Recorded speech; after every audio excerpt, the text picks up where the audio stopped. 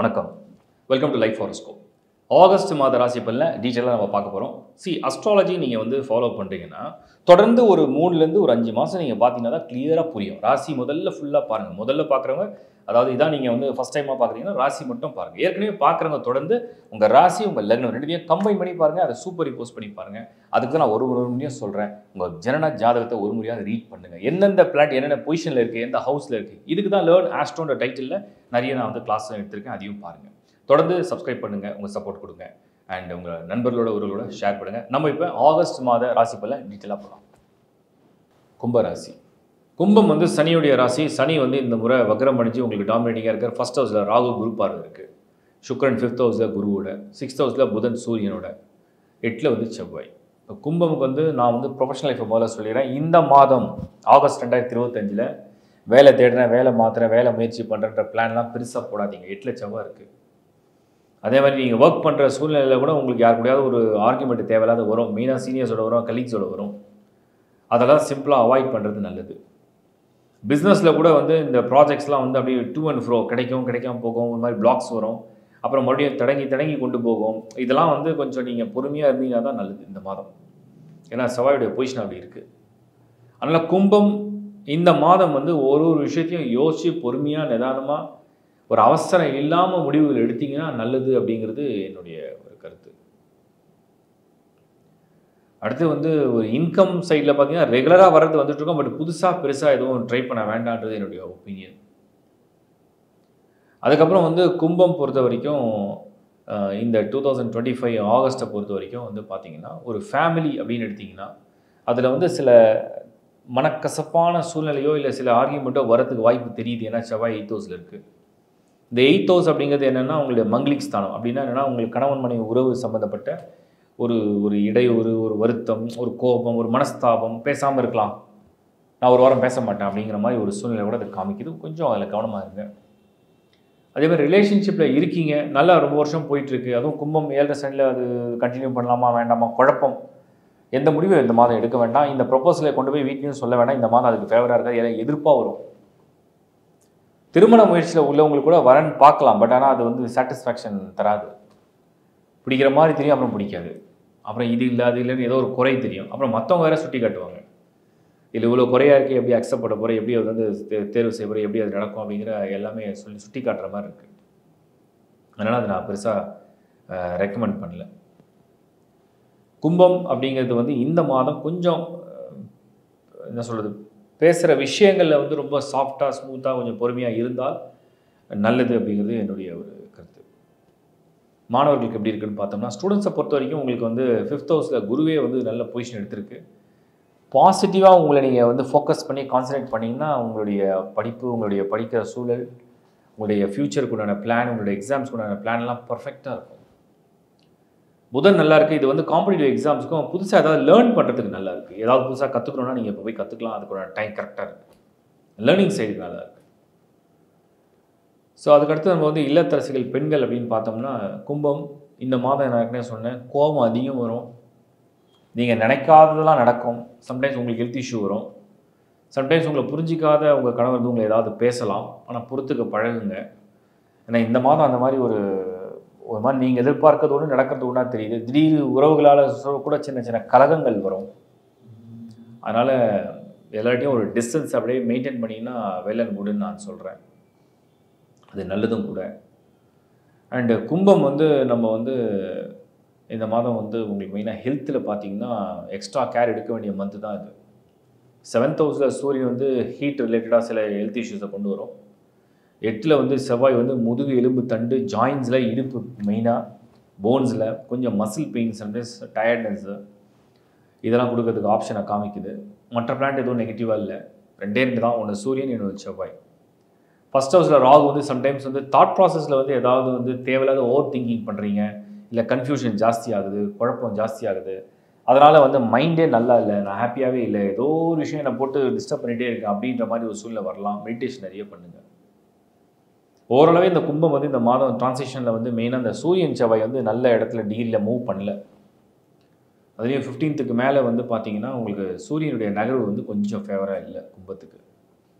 So கும்பம் வந்து முயற்சி செய்கிற மாதமாக இதை எடுத்துக்க வேண்டாம்.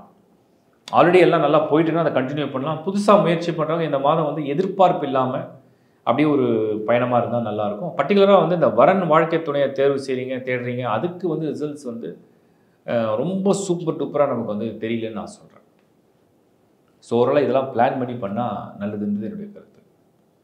கும்பம் இந்த மாதம் கொஞ்சம் கூடுதல் கவனத்தோட, மெயினாக சீனியர்ஸாக இருந்தாலும் சரி, கொஞ்சம் கூடுதல் கவனத்தோட ஒவ்வொரு விஷயம் ஹேண்டில் பண்ணுறது. மெயினாக ஹெல்த் கன்சர்ன் பார்த்துங்க. அண்ட் எமோஷ்னலாக வந்து உங்கள் டெம்பர் வந்து லூஸ் ஆகாமல் பார்த்துங்க. சிலலாம் நடக்கலைன்ற கோபத்தில், சிலலாம் ஏன் இன்னும் நடக்கலைன்ற ஒரு ஆத்திரம் இல்லை அவசரம், அதனால் எதையும் இழக்காமல் பொறுமையாக இருந்தால் நல்லதுன்னு சொல்கிறேன். வாழ்த்துக்கள். ஆகஸ்ட் மாதம் ஒரு பொது பலனை கிளியராக பார்த்தீங்க. நீங்கள் வந்து புரிஞ்சுக்கிறதுக்காக நான் இன்னும் டீட்டெயிலாக எக்ஸ்பிளைன் பண்ணுறேன். ஒரு ராசியோடைய பலனை பார்க்கும்போது முழுசாக அதை கேட்டுடுங்க. ராசி என்பது உங்களுடைய மனசு, உங்களுடைய மனம், உங்களுடைய சிந்தனை, உங்களுடைய உடல், இது சார்ந்தது தான் அந்த ராசி. அதுக்கு என்ன நடக்க போகுதுன்னு ஃபுல்லாக கணிச்சிட்டிங்கன்னா ஸோ அதை வந்து ஒரு லிஸ்ட்டாக வச்சுங்க. ஒரு பேப்பரில் கூட எழுதி வச்சுங்க. ஒரு வீடியோ 2 முறை 3 முறை பார்க்கும்போது உங்களுக்கு இன்னும் கிளாரிட்டி வந்துடும். இப்போ நீங்கள் என்ன பண்ணால் லக்னத்துக்கு ஷிஃப்ட் ஆகிடணும். சரி, லக்னத்துக்கு நீங்கள் வீடியோவே போடலன்னு கேட்பீங்க. நான் தெளிவாக சொல்கிறேன். நீங்கள் வந்து இப்போ உதாரணத்துக்கு கடகராசினா கடகராசியோட பலனை ஃபுல்லாக கவனிச்சிருங்க. சப்போஸ் உங்கள் லக்னம் வந்து கன்னின்னு இருக்கும், இல்லை துலாம்னு வச்சுங்க. அந்த துலாம் ராசிக்கும் நான் வீடியோ கொடுத்துருக்கேன். அது ராசி லக்னம்லாம் பேர் தான் வேறு வேறு. ஸோ அந்த துலாமையும் போய் பார்த்தீங்கன்னா கிளியராக புரிஞ்சிடும். இப்போ லக்னம் என்பது என்ன, உங்களோட விதி. உங்களுக்கு என்ன நடக்க போகுதுன்றது அந்த லக்னம் உறுதிப்படுத்தும். ராசி என்பது உங்கள் மனநிலை, நீங்கள் எப்படி இருக்க போகிறீங்க, எப்படி ஃபேஸ் பண்ண போகிறீங்கன்னு காமிக்கும். இந்த காம்பினேஷனோட அதை வந்து புரிஞ்சிக்க பாருங்கள். அதுக்கப்புறம் தான் ஃபைனலாக தசா புத்தி. உங்களுக்கு யோக தசை நடக்குதா, லக்ன யோக திசைகள் நடக்கிறதா, லக்கின பாவ திசைகள் நடக்கிறதா, அதை வந்து தெளிவுபடுத்தி உங்களுடைய ஹாரோஸ்கோப் பர்த் சார்ட் அதோடு இப்போ நடக்கக்கூடிய டிரான்சிஷன் நான் இப்போ சொல்கிறேன் உங்களுக்கு. இப்போ ஆகஸ்ட் மாதத்தில் எந்தெந்த பிளானட் எங்கே இருக்குன்னு சொல்கிறேன். உதாரணத்துக்கு வந்து பார்த்தீங்கன்னா சூரியன் ஃபர்ஸ்ட் ஹாஃபில் கடகத்தில் இருக்கும், செகண்ட் ஹாஃபில் சிம்மத்துக்கு போய்டும், கேதுவோடு இருக்கும். சிம்மத்தில் தான் கேது இருக்குது. சனி வந்து அதாவது மீனத்தில் இருக்குது. சனி வந்து மீனத்தில் வக்ரகதி அடைஞ்சிருக்கு, பின்னோக்கி வருது. செவ்வாய் கன்னியில் இந்த மாதம் முழுக்க.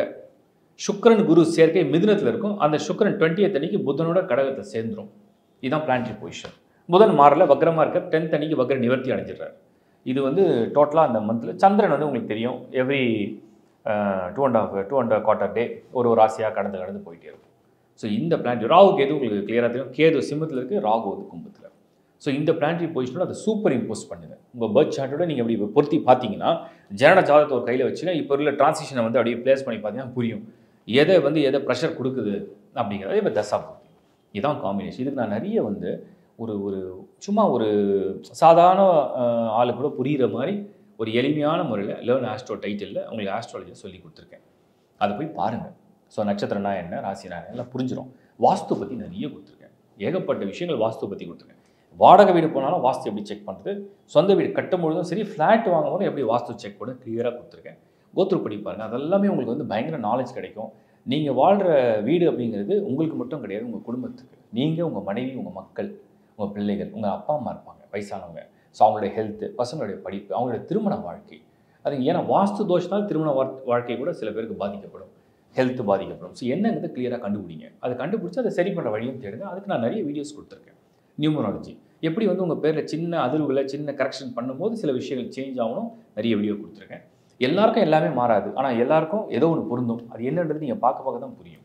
இதெல்லாம் ஏன் நான் இவ்வளோ விஷயம் உங்களுக்கு ஷேர் பண்ணுறேன்னா, நிறைய விஷயம் ஆல்ரெடி பண்ணிட்டேன். எல்லாம் லேட்டாக பார்த்த பிறகு சில வாழ்க்கையில் சில பிரச்சனைகளை ஃபேஸ் பண்ண பிறகு இப்போ தான் நான் இதை பார்த்தேன், இப்போ தான் இந்த வீடியோ பார்த்தேன்னு சொல்கிறீங்க.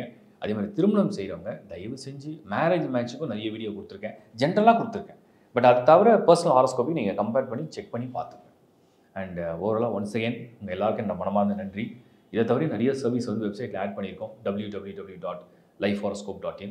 இதில் வந்து என்னோட வெல் ட்ரைன்டு ஜூனியர்ஸ் இருக்காங்க, ரொம்ப எக்ஸலண்ட்டாக ப்ரிடிக்ட் பண்ணுவாங்க. அதுவும் ஒரு வாய்ஸ் கிளிப், ஒரே ஒரு கொஷின் இருக்குது, ஒரு டவுட் இருக்குது, ஒரு கிளாரிட்டி வேணும், பட் அதுக்கு வந்து எங்களுக்கு வந்து நிறைய டைம் இல்லை, மெயிலில் போட்டுடுறோம். ஒரு வாய்ஸ் கிளிப் வந்தால் நல்லாயிருக்கும். வெல் ட்ரைன்டு ஜூனியர்ஸ் உங்களுக்கு கிளியராக ஆன்சர் பண்ணிவிடுவாங்க. நீங்கள் என்ன கொஷின் டீட்டெயிலாக அனுப்புறீங்களோ அதுக்கு ஒரு தெளிவான பதில் உங்களுக்கு வந்துடும். ஸோ இந்த நிறைய சர்வீஸை பயன்படுத்துங்க. டிஸ்பிளேல தெரிகிற நம்பர் மட்டும்தான் எங்களுடையது. www.lifehoroscope.in. இந்த ஒரே ஒரு வெப்சைட் மட்டும் தான் எங்களோடது. ஸோ மற்ற எந்த காப்பி எங்களுடைய நேமை யூஸ் பண்ணாலும் அது எங்களோடது கிடையாது. தெளிவாக உங்களுக்கு சொல்ல விரும்புகிறேன். மீண்டும் ஒரு முறை ஒரு நல்ல நிகழ்ச்சியில் உங்களை சந்திக்கிறேன். இதை தவிர நிறைய ப்ரோக்ராம்ஸ் பண்ணிட்டு தான் இருக்கேன். தொடர்ந்து உங்கள் ஆதரவு இருக்கட்டும். தொடர்ந்து என்னுடைய இந்த ப்ரெடிக்ஷன் பெஸ்ட்டாக உங்களுக்கு வந்து சேரட்டும். உங்களுக்கு கடவுள் வந்து துணையாக இருக்கட்டும். என்னுடைய மனமார்ந்த பிரார்த்தனை. மீண்டும் ஒரு முறை சந்திக்கிறேன். நன்றி, வணக்கம். It's by from Shankar Narayan.